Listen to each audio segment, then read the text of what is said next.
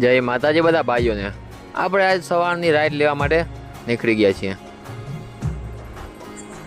ત્યાંથી આપણે આવી ગયા ઘરે।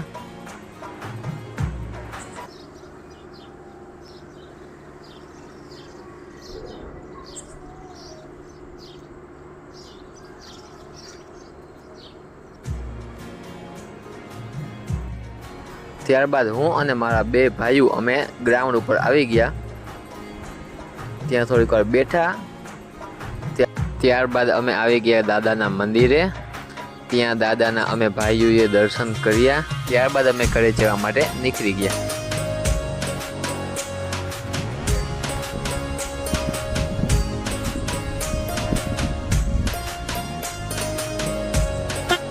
તેની સાથે આજનો મિની વ્લોગ પૂરો। જય માતાજી દાયરાને।